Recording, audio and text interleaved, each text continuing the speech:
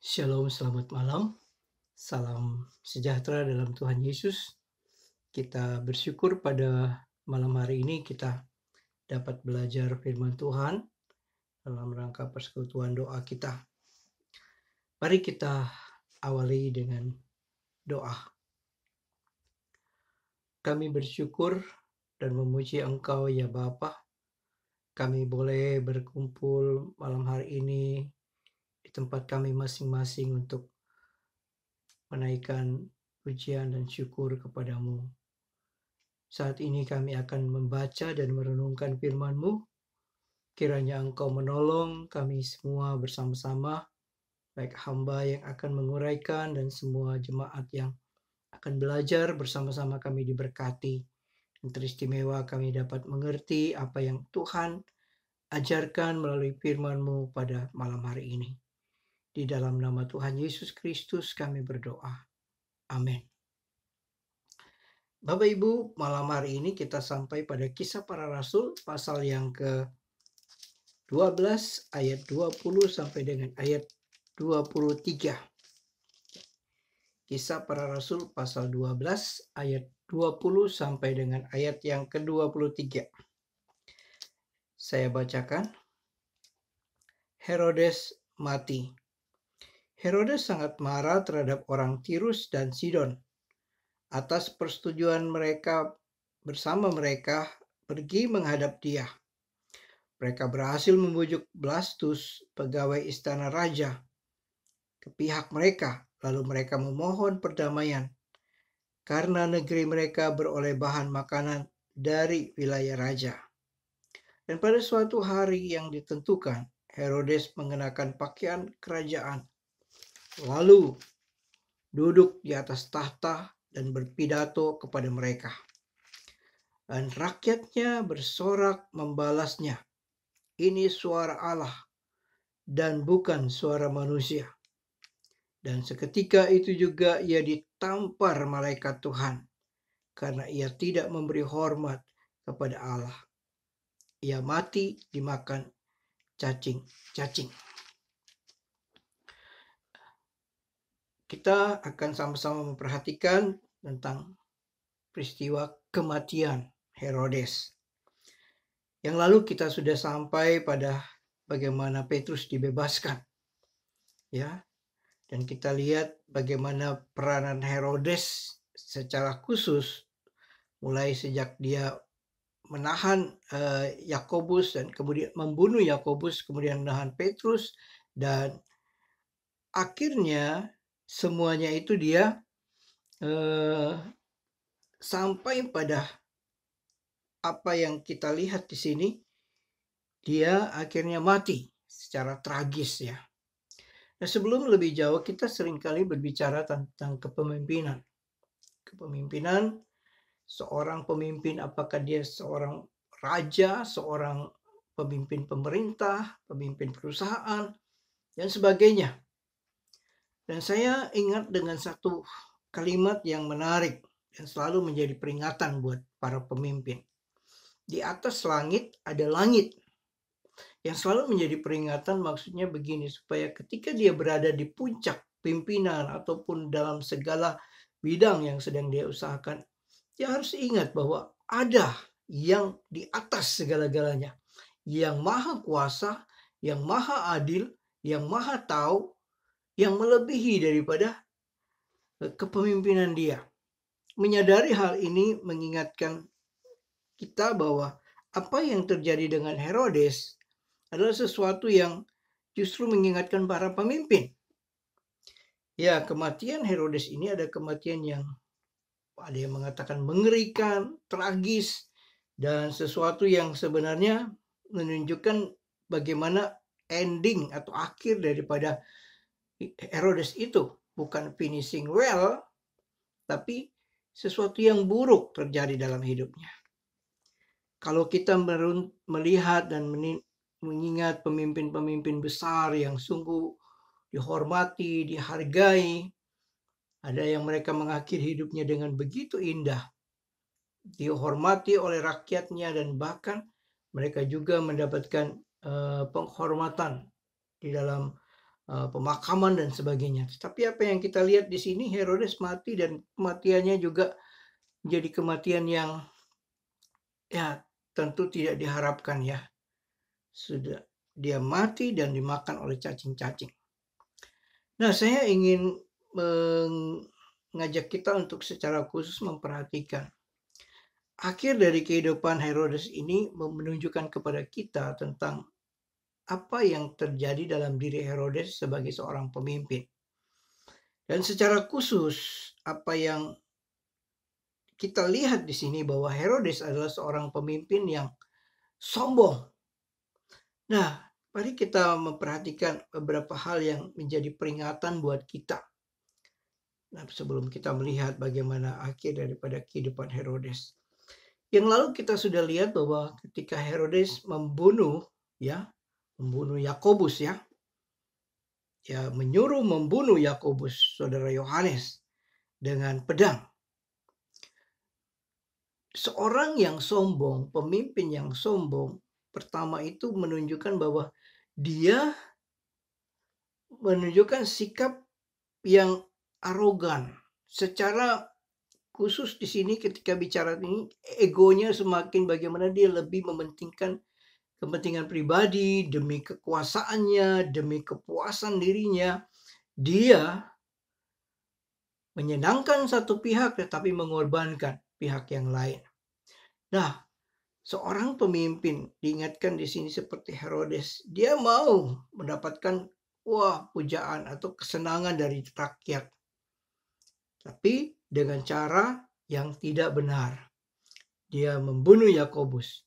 Mungkin dengan cara seperti itu dia berasa dia bangga ya. Tetapi ini menjadi pelajaran buat kita. Begitu banyak pemimpin yang mau menyenangkan satu pihak tapi mengorbankan yang lain. Pemimpin yang benar, yang baik tidak akan mengorbankan rakyatnya. Tapi dia ada sesuatu tekad untuk bagaimana membawa kesejahteraan bagi rakyat. Dan di dalam pelajaran yang pertama ini, keputusan dan tindakan untuk mengorbankan orang lain daripada diri sendiri berbeda dengan apa yang Yesus ajarkan. Yesus datang untuk memberikan nyawanya, mengorbankan nyawanya. Tetapi Herodes di sini jelas dia mau menyenangkan satu pihak rakyat, tetapi dia mengorbankan Yakobus. Dia membunuh, bahkan itu semakin berkobar-kobar, ingin membunuh juga Petrus, malahan Petrus. Nah, bagian pertama ini menjadi pelajaran bagi kita. Bila kita menjadi pemimpin, mari kita menjadi pemimpin yang bijak, yang tahu apa yang harus kita lakukan demi kesejahteraan, bukan demi keuntungan diri sendiri. Nah, yang kedua, kita perhatikan pada waktu dia telah berhasil menahan Petrus dan kemudian Petrus dipenjara, tetapi kemudian Petrus lepas dari penjara itu. Nah, di dalam itu pada keesokan hari gempar ayat pasal 12 ayat 18, prajurit mereka bertanya, apa yang telah terjadi dengan Petrus? Herodes menyuruh mencari Petrus, tapi ia tidak ditemukan. Lalu Herodes menyuruh memeriksa pengawal-pengawal itu dan membunuh mereka. Kemudian ia berangkat ke Yudea. Satu tindakan lagi. Apa yang diputuskan? Menyuruh memeriksa para pengawal dan membunuh. Jadi satu kali dia sudah melakukan pembunuhan, menghukum, kemudian kepada pengawal-pengawal. Ada sebuah catatan yang menarik bahwa ketika pengawal-pengawal itu lalai dalam tugas, memang ada prosedur, ada hal-hal yang harus dijalani. Sebagai pengawal itu diperiksa dan harus dijalankan hukum yang sesungguhnya menjadi aturan yang harus ditaati. Tapi ketika Herodes memimpin itu, ternyata dia tidak melakukan sesuai prosedur hukum. Dia sendiri yang membunuhnya. Yang menarik di sini ialah seorang pemimpin memang ada etikanya, ada aturan-aturan, ada prosedur-prosedur yang harus dilakukan. Apakah dia sebagai pemimpin perusahaan, apakah dia sebagai seorang pemimpin negara, ada hal-hal yang menjadi ketaatannya kepada sistem hukum yang berlaku. Nah, seorang pemimpin yang sombong seperti Herodes, dia tidak mau tahu soal itu.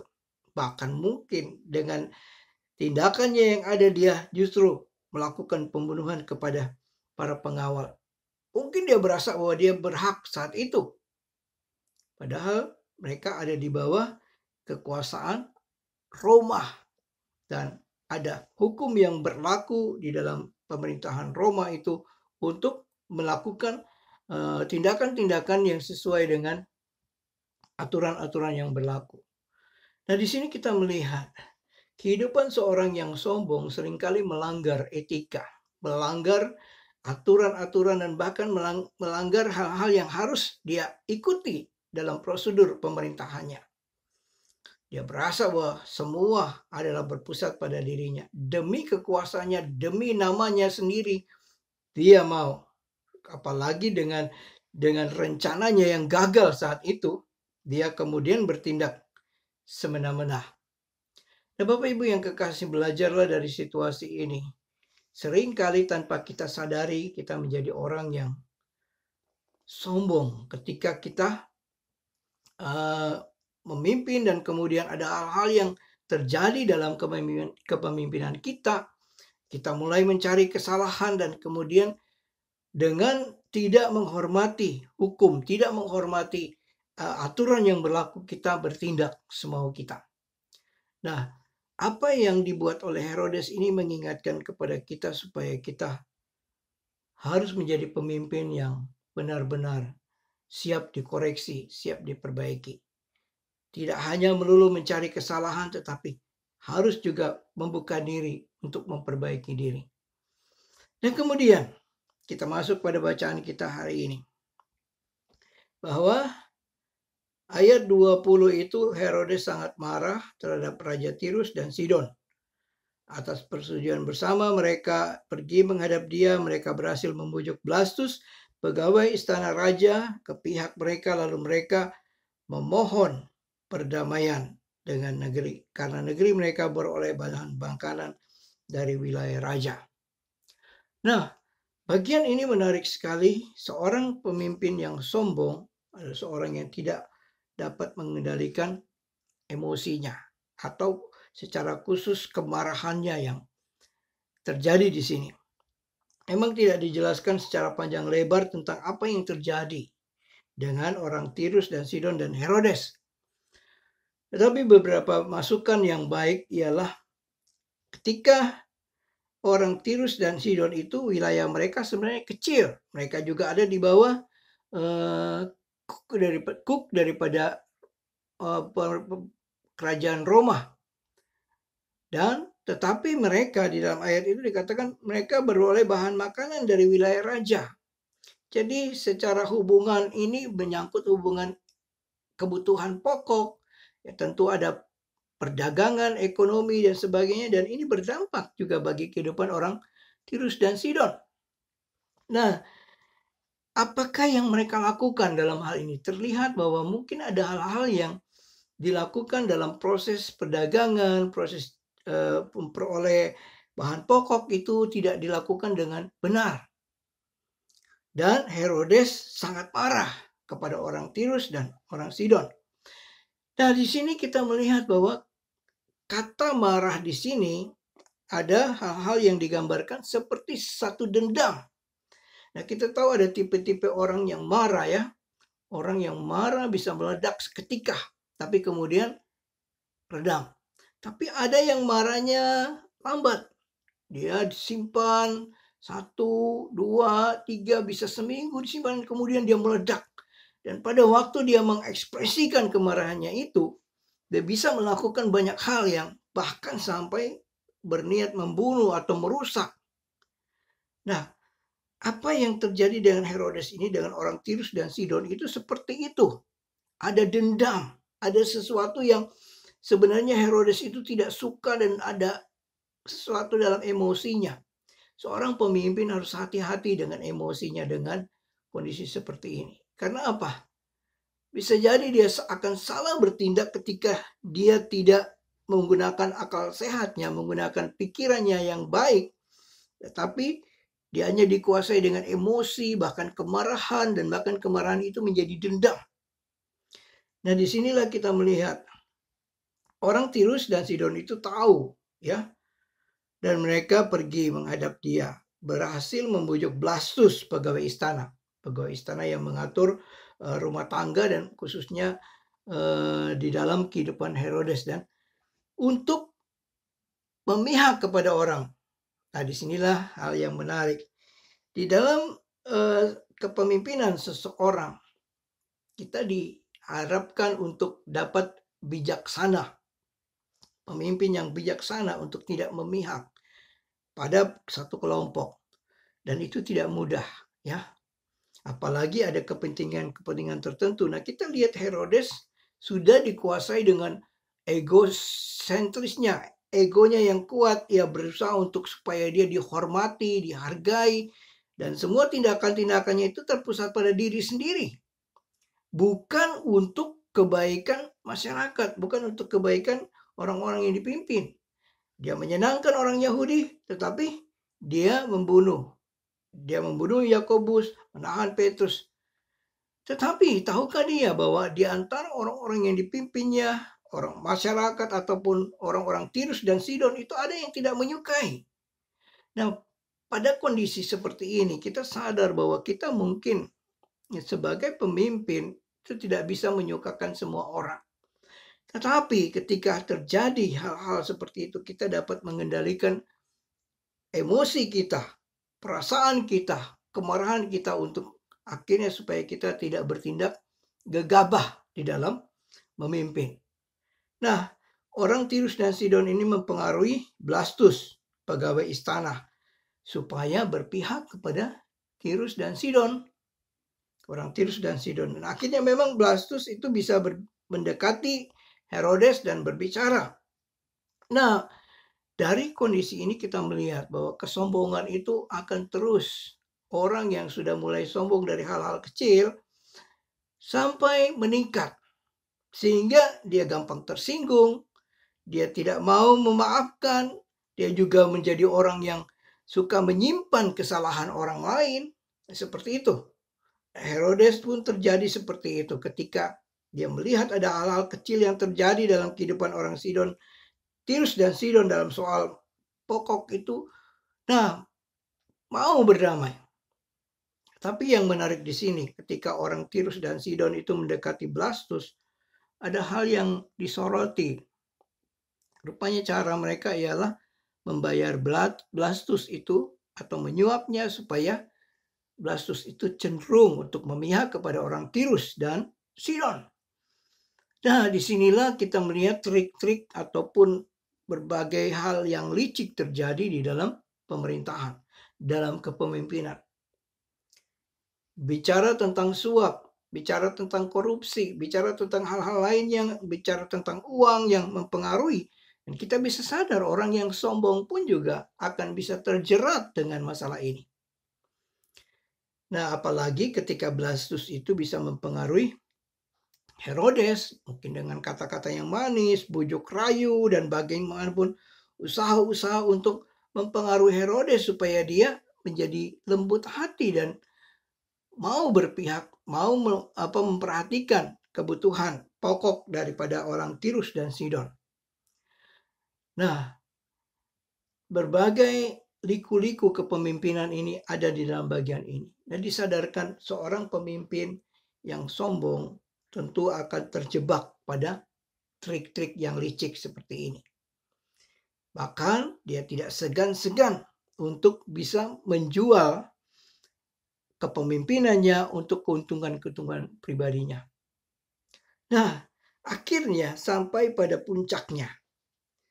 Orang yang sombong itu semakin dipuji, semakin besar kepala istilahnya, semakin bahkan dia berasa udah melayang, dia di atas segala-galanya. Nah, kita melihat setelah dia sampai pada ini kemudian dan pada suatu hari yang ditentukan, Herodes mengenakan pakaian kerajaan lalu duduk di atas tahta dan berpidato kepada mereka.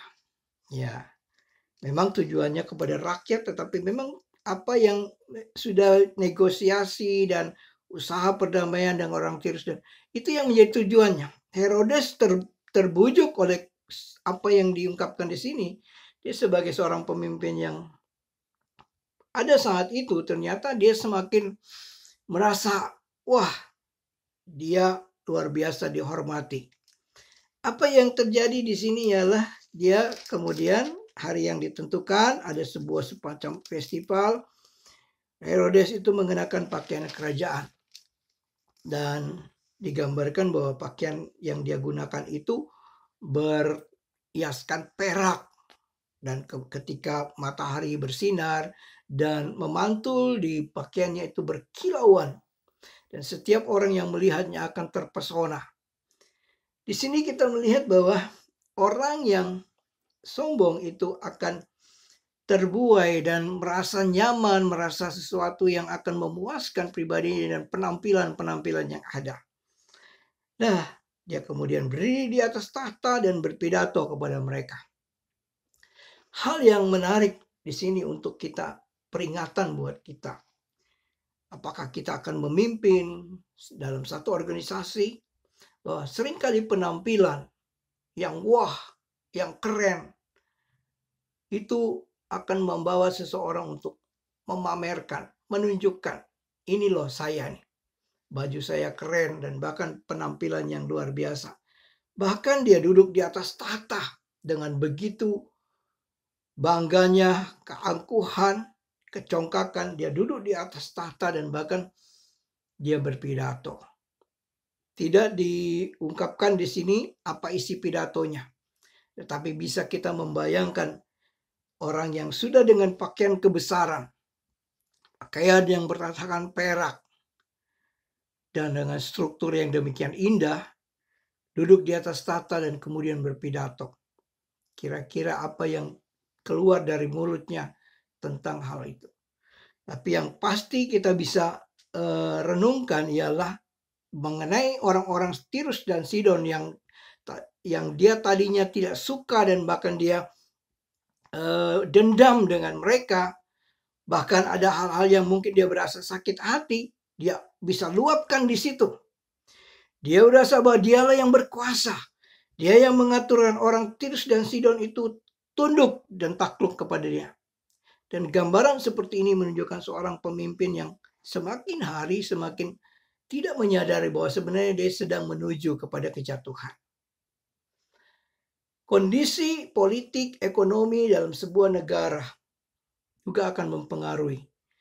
Di dalam memimpin, bagaimana seorang pemimpin itu melihat segala sisi, segala kebutuhan, segala problema itu dari berbagai hal. Dan ketika Herodes dalam posisi seperti ini, dia hanya memusat kepada diri sendiri. Dia begitu bangga dengan pakaian kebesarannya, dan kemudian dia ada di atas tahtanya dengan harapan dan suatu tekad bahwa tidak akan ada yang bisa menjatuhkan dia, termasuk orang Tirus dan Sidon sekalipun. Bahkan dia bisa mengolah kata-kata yang begitu indah untuk berpidato. Dia bisa mempengaruhi rakyat dengan kata-katanya. Dan akhirnya kita dapat mendengar di sini, melihat rakyatnya bersorak membalasnya, ini suara Allah dan bukan suara manusia. Ini suara dewa. Jadi kata Allah di situ dalam huruf kecil. Tetapi di sini mengingatkan kita, semakin dia naik di dalam kesombongan dan kecongkakannya, kita diingatkan orang akan terpengaruh dan bahkan ada yang mungkin ini suara Allah, menyamakan dia dengan Allah, dengan dewa. Dan di saat seperti itu Herodes seperti melayang tanpa ada sesuatu sanggahan sekalipun. Kenapa? Di awal saya ingatkan, di atas langit ada langit. Hebat apapun Herodes, dengan kebesarannya, dengan kata-katanya yang hebat, dia harus sadar bahwa ada yang di atasnya. Maha kuasa, maha adil, maha tahu, dan segalanya mengatasi kekuasaan Herodes. Sampai saat itu Herodes telah mengambil kemuliaan yang hanya bagi Allah. Herodes tidak tahu dirinya. Dia tidak sadar dirinya bahwa sebenarnya dia sedang mengambil kemuliaan yang harusnya bagi Tuhan. Nah, suara Allah ini suara Allah, bukan suara manusia. Saudara, Bapak Ibu kekasih, kesombongan adalah awal kehancuran. Ketika seorang tidak menyadari dirinya, tidak mengkoreksi dirinya, semakin hari sampai pada puncak kesombongannya, dia sedang menuju kehancuran.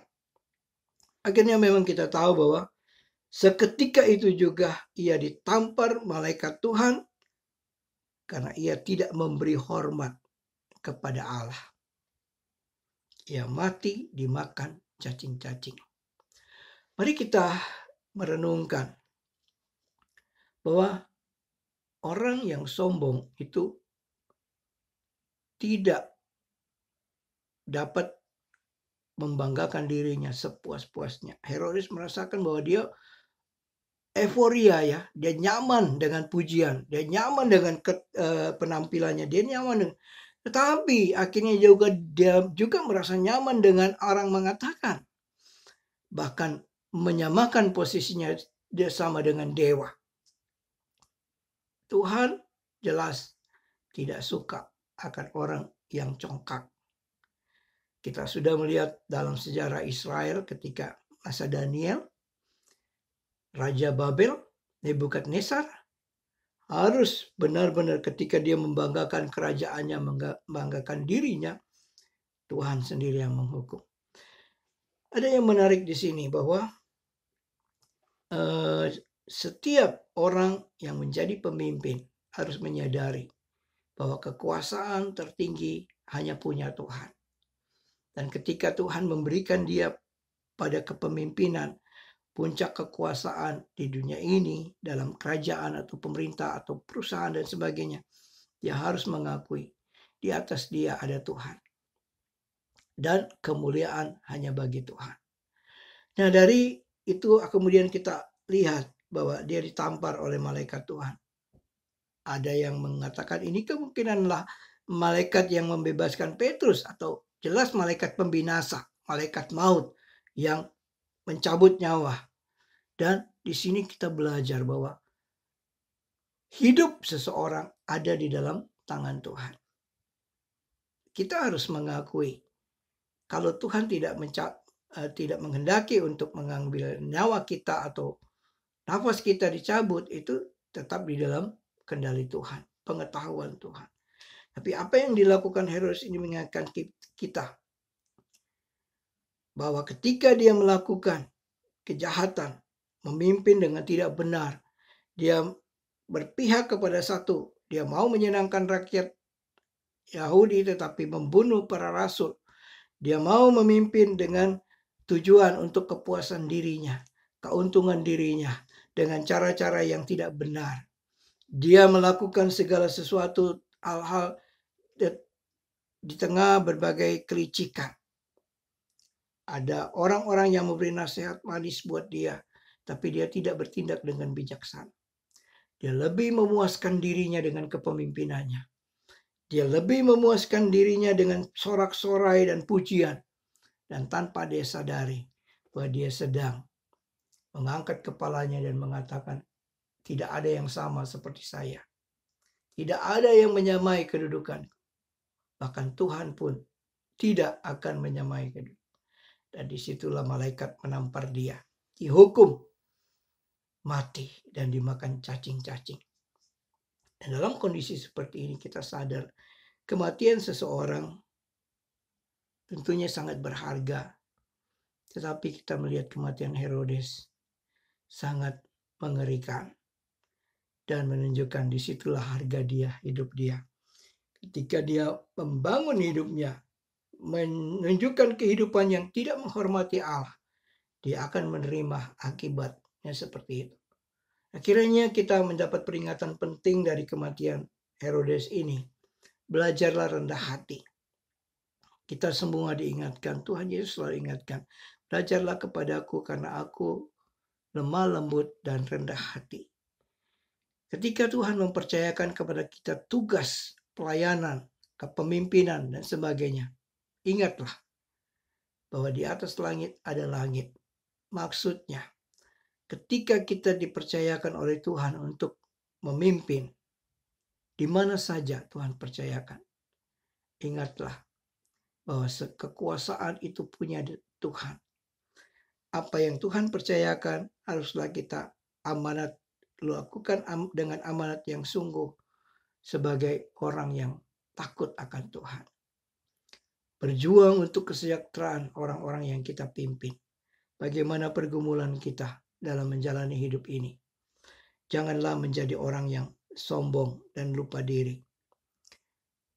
Biarlah setiap keputusan-keputusan kita adalah keputusan-keputusan berdasarkan hati yang takut akan Tuhan. Hati yang rendah hati dan sungguh-sungguh menjunjung tinggi hormat dan kemuliaan bagi Tuhan. Karena dimanapun Tuhan tempatkan kita, dalam situasi dan kondisi apapun, Tuhan rindu memakai kita justru untuk menjadi berkat, justru untuk membuat banyak orang mengalami kebaikan Tuhan.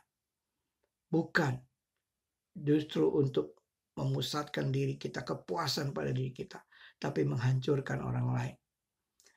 Kiranya Tuhan menolong kita dari pelajaran malam ini, kita sama-sama merenungkan bahwa Tuhan sangat meninggikan orang yang rendah hati, tapi Tuhan akan merendahkan orang yang tinggi hati. Orang yang sombong akan mengalami hukuman daripada Tuhan. Mari kita berdoa. Terima kasih Bapa, kami bersyukur malam hari ini Engkau menegur kami melalui peristiwa kematian Herodes. Sungguh hal yang sangat tragis. Kelihatannya Herodes begitu hebat, begitu kuat, begitu berpengaruh dalam tindakan, keputusan, dan hal-hal yang dia lakukan. Tapi akhirnya dia harus menghadapi apa yang Tuhan lakukan terhadap dirinya. Karena kesombongannya, Tuhan menghukum dia secara langsung. Karena kesombongannya, itu menjadi sesuatu yang justru mengakhiri hidupnya dengan sesuatu yang sangat buruk. Tuhan, tolonglah kami semua supaya kami tidak terjebak pada kesombongan. Karena kesombongan itu bisa muncul setiap saat. Bisa mempengaruhi hati dan pikiran kami. Bisa juga ada di sekitar kami. Ada timbul di dalam pekerjaan-pekerjaan yang kami jalankan. Bisa juga timbul di tengah-tengah rencana-rencana kami. Sehingga kami diingatkan untuk kembali kepada Tuhan. Setiap kali kami merencanakan sesuatu, berpikir, bertindak, biarlah kami memulainya dengan selalu bersandar kepada Tuhan. Mengakui bahwa kami dapat melakukannya karena Tuhanlah yang memberi kekuatan. Jika Tuhan menghendaki, jika Tuhan yang memberikan kepada kami tugas, kepemimpinan dan sebagainya, mengajarkan kami untuk sungguh bersandar kepada Tuhan. Hanya Tuhanlah sumber hikmat dan bijaksana di dalam kehidupan dan pekerjaan kami. Terima kasih ya Bapa. Kami saat ini juga berdoa secara khusus buat jemaat yang sedang dalam pergumulan, baik secara ekonomi, pekerjaan, dan semua aktivitas yang ada. Khususnya kami berdoa buat jemaat yang sedang dalam pemulihan, masa-masa terkena COVID, yang sedang masa pemulihan, isolasi mandiri. Kami tetap berdoa baik untuk saudara Sony, saudara Akui, Ibu Ika, Pak James, saudara yang lain yang masih di dalam perawatan. Tuhan berikan kekuatan, asupan gizi, vitamin yang dapat memperkuat imun mereka, dan obat-obat lainnya. Bahkan secara khusus biarlah hati mereka penuh dengan damai dan sukacita dari Tuhan. Sehingga mereka mengalami pemulihan yang sempurna, kesehatan yang sempurna. Naungi juga semua jemaat-Mu Tuhan, menghadapi setiap situasi yang terjadi, untuk tetap melihat kebaikan demi kebaikan dari Tuhan. Tidak menjadi kecewa dengan situasi yang ada. Mungkin ada banyak rencana yang sedang dilaksanakan tetapi tidak tercapai. Tapi kami percaya segala sesuatu Tuhan turut bekerja untuk mendatangkan kebaikan. Dan masa-masa pandemi ini, masa-masa terjadinya situasi yang sulit ini, kami percaya Tuhan sedang bekerja untuk memberikan sesuatu yang baik buat kami semua, Jemaat The Alliance Bible Church Timor Leste. Dan di dalam situasi yang ada kami boleh melihat bahwa tidak ada yang mustahil bagi Tuhan.